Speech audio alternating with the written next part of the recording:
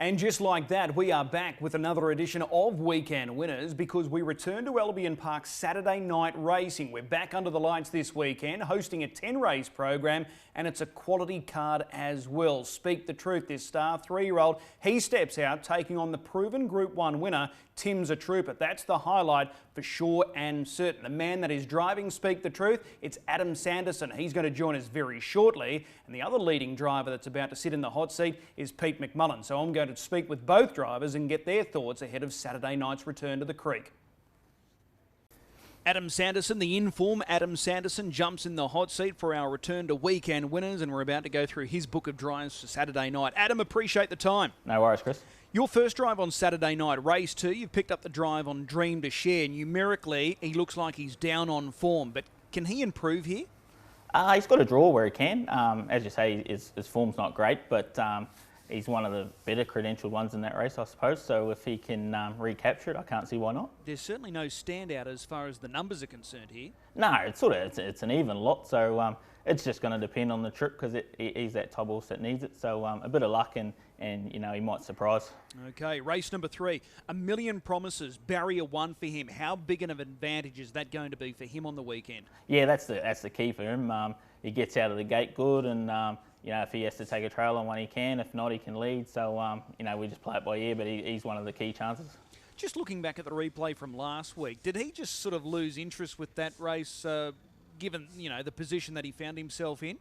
Yeah, I had to go that far back, and you know, he looked up and seen far too many in front of him, and you know, he said, we'll wait for next week. Okay, and a mile's an ideal for him trip? Yeah, perfect for him. Okay. Yep.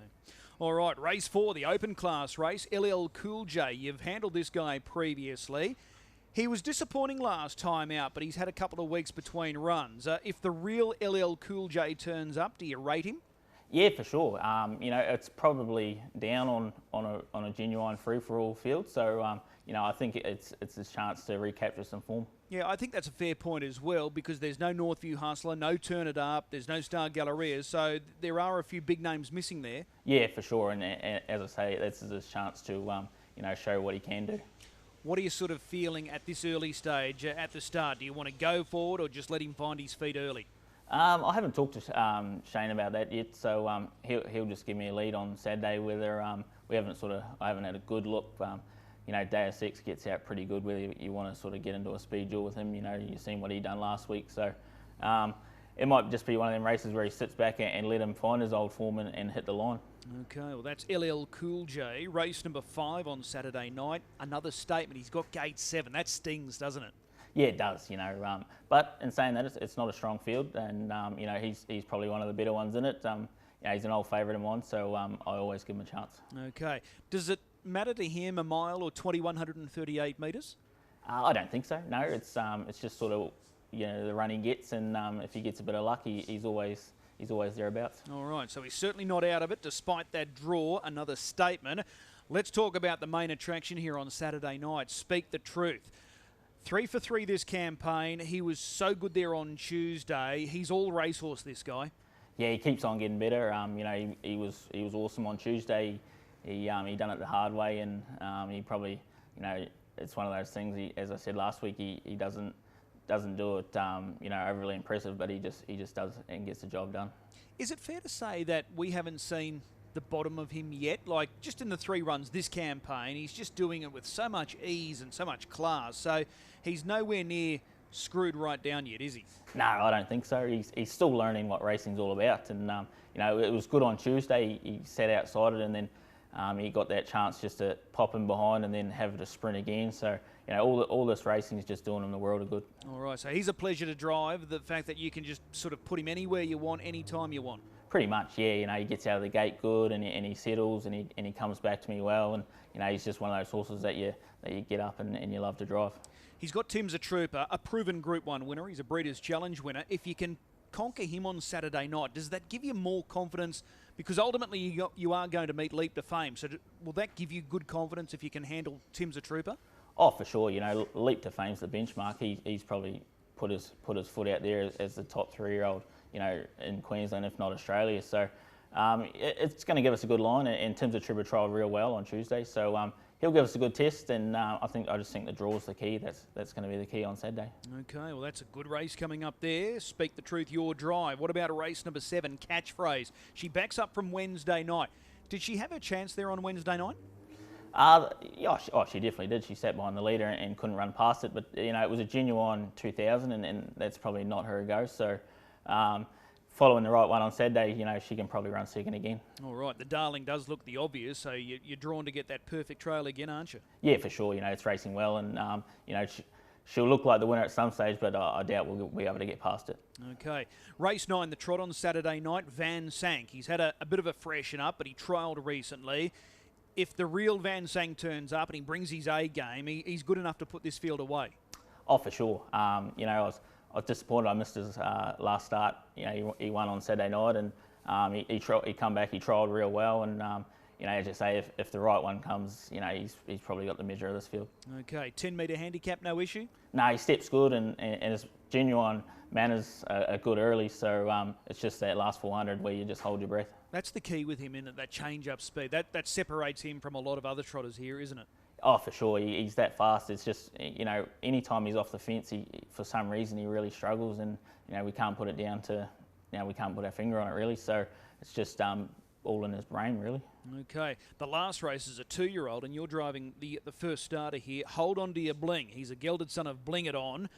He trialled here recently. Is this your first time sitting behind this guy? Yeah. I haven't had a chance, educations or trials, so this will be my first time, but the camp's happy with him, and they're pretty confident. All right. Well, it's always hard to line up. You look at his time compared to some of the others, but it's like comparing apples and oranges at times when you're looking at the time. So what can we expect here on Saturday night? A forward showing?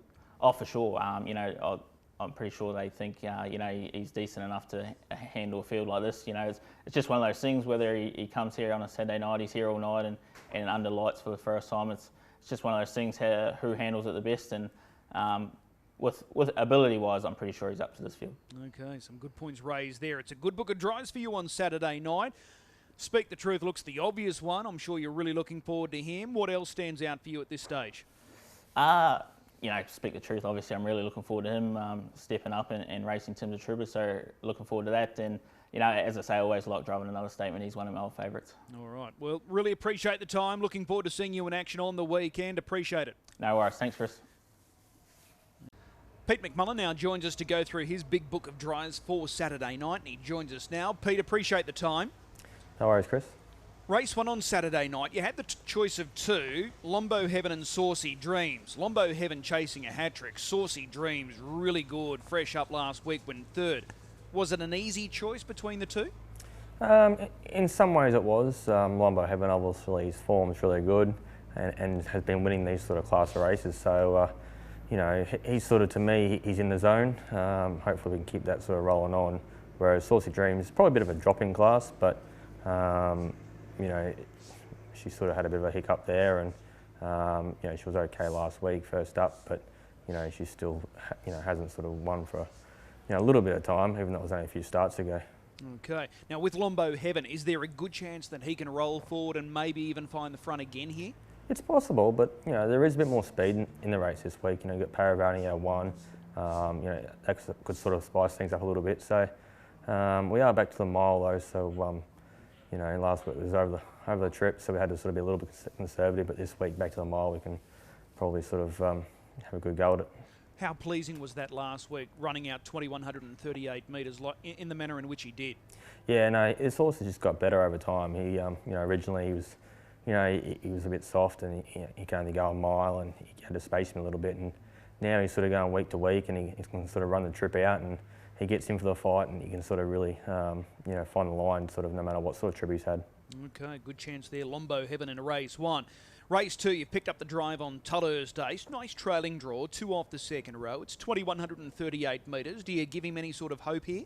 Yeah, he's a horse that's racing really well, so the draw sort of makes it a bit tricky, but he has been sort of racing really good for a considerable amount of time, so there's no reason why he shouldn't race good again. All right, race number 5, this is your next drive. Mr. Diamond, he draws the inside of the second row, but there's every chance that the 1 can lead here, Misdemeanor. If that mare does hold up, it really brings you into the race. How do you see it? Yeah, it's probably a little bit unfortunate to sort of have a really good draw, when he hasn't raced a little bit of time. So it sort of gets a bit tricky. It's been a little while since he has raced, and his last start, albeit it was at Marburg, he wasn't all that great, and before that was a little bit of time. So, he's probably going to be a little bit short on fitness, but it does look like he's going to get a good trip. Would you prefer him at the mile? Yeah, probably. But anyway, we'll just have to wait and sort of see how he goes. All right, so you just got to drive for luck by the sound of it. Yeah. All right.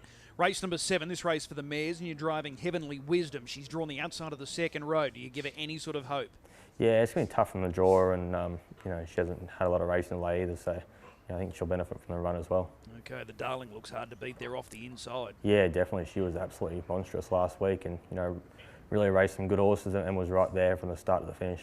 All right. Speaking of mares that have returned in super form, Better Than Diamonds, race 8, horse 1. This race looks tailor-made for her. Yeah, it does. She comes up with a good gait. She's got to sort of race the boys this week, so a little bit harder, but she certainly has come back really well. So we sort of can't fault her, and the draw looks good. Everything looks good to go. 2,138 metres. Yeah, look, it's not a pet distance, but over the time she's sort of learned how to race a little bit better, and she sort of relaxes. And if we're in front, she should relax really well and hopefully be too strong. All right, she does look hard to beat there, Better Than Diamonds. And then in the last race, you've picked up a key drive here, Emperor's Byline. She's only had the 2 starts, a last start winner. She beat Foxy 5. Foxy 5 came out and won earlier in the week. She looks like she can go back to back. Yeah, obviously, still pretty early in our 2-year-old season, so it's hard to line up any form. But this one's already been around, already a winner, so it's got a jump on a lot of the others. So fingers crossed we can sort of get a really good trip and hopefully be forward, and looks a very good chance. All right, well, 2 of these are facing the starter for the first time. You've got race experience. Under lights, the 2-year-olds, it'll be different. She's raced under the lights at Redcliffe, so that's another thing in her favour as well. All right. Well, Pete, what is the pick of your drives there on Saturday night? Is it Better Than Diamonds in race 8? Yeah, I think you probably got to go Better Than Diamonds. She's probably the best chance of the night. The barrier draw, obviously, a big help, and she's in form, so fingers crossed for her. All right, appreciate the time. We'll see you trackside. No worries, thank you.